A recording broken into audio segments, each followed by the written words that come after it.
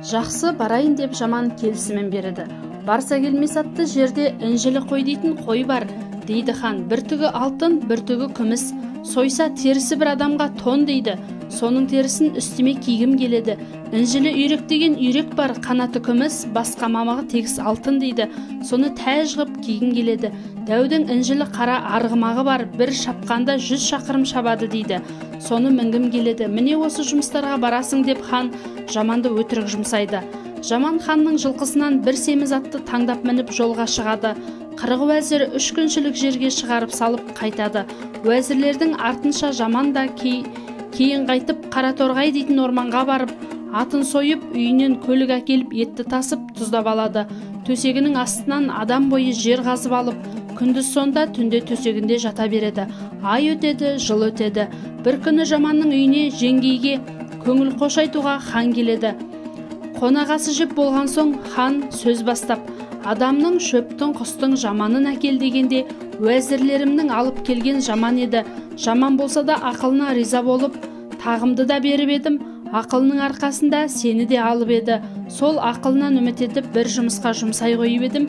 Келер уақыты өтіп кетті. Құдайдың әмірі болды ма деймін. Сені қорғылып жалғыз тастамаспын.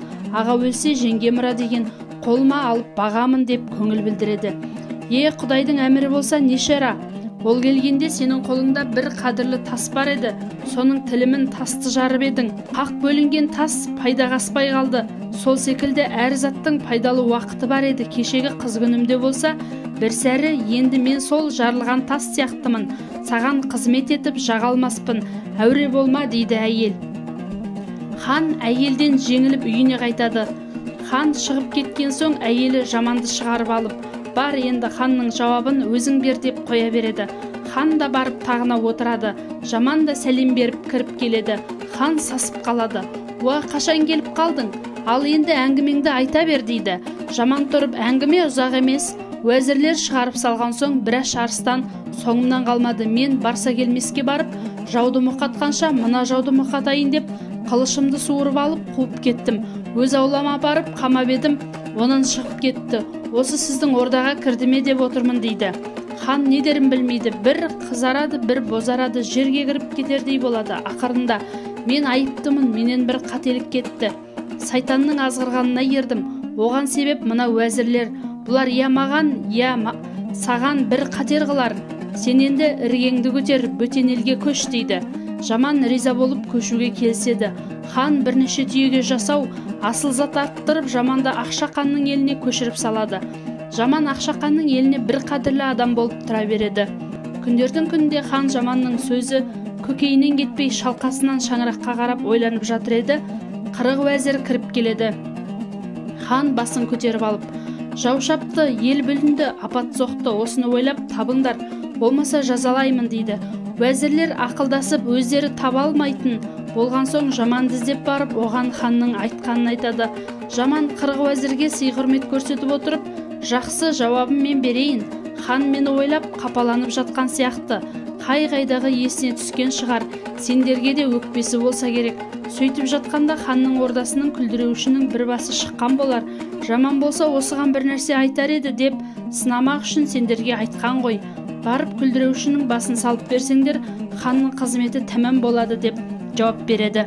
Уәзірлер ханға келіп, тақсыр, мына бір күлдіреушіңіздің басы шығып кеткен екен, соны салып берейік деп рұқсат сұрайды. Хан рұқсат берген соң күлдіреушінің басын салып береді. Хан күліп, мұны кім үйретті сендерге деп сұрайды. Уәзірлер шынын айтады. Хан уәзірлеріне, ол жаман болса, қысылғанда айла табатын ақылшы, данышпан еді, әркімнің пайдасына жарайтын еді. Сендер күндеп ақырында екеумізді айырдыңдар. Егерде ол сендерге ақыл айтпағанда сендер өлетін едіңдер. Біреуге орғазба, өзің түсесің деген мақал бар дейді. Қырық уәзір ханға жағамыз деп көңілін аулап, күнде ойын той жасап жатса да оның көңілі сергімейді. Бәрі де жамандай бола алмайды. Бір күні зергіп уәзірлерімен аңға шығады. Аң іздеп келе жатып, таудың етегінде қойын жайып жүрген бір шалға ұшырап сәлем береді. Уа ата, мына таудың басын қырау шалғалы неше жыл болды деп сұрайды хан. Бір 20 жыл болған шығар дейді шал. Бұл таудың етегін қырау шалғалы неше жыл болды? 15 жыл болды. Бұл таудың басынан бұлақ аққалы неше жыл болды? Оған да бір 10 жыл болған шығар. Хан ойланып тұрып тағы да: ата, өзіңіз нешеусіз дейді. Ой, шырағым-ай, жатқанда екеумін, тұрғанда төртеумін. Баба, мені 40 асыранды қазым бар. Соны білдірмей, жұлып, күйдірмей, пісіріп, қан шығармай сойып беретін кісі бар ма деп сұрайды хан. Онда шал, адамына тап болсаң, айтқаныңнан да артық етер.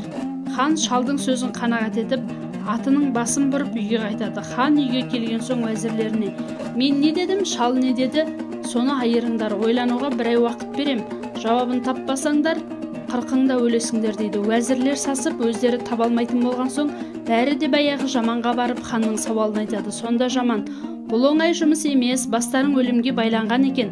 Жақсы, енді болмас, тағы да амалын табайын. Сендер бір ат қалдырып, басқа аттарыңды сойыңдар, киімдеріңді өртеп, сонымен аттың етін пісіріңдер. Мен мына қалған атқа мініп, сендерді жалаңаш ханға айдап барамын. Егерде сендер арланып қастық етпейтін болсаңдар, мен сендерді хан алдында құтқарып аламын дейді. Уәзірлер бір ауыздан: ойбай, тақсыр, арланбаймыз, жанымыз қалса болды.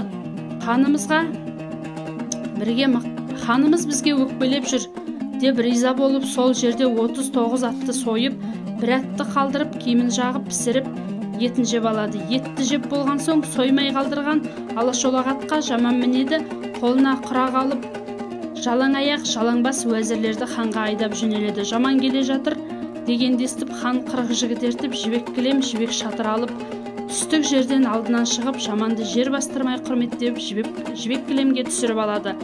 Хан уәзірлерді ұмытып кетеді. 30 күн ойын, 40 күн тойын жасап жата береді. Бір күні уәзірлердің арасында бұл хан өз қызығы өзінде жата береді.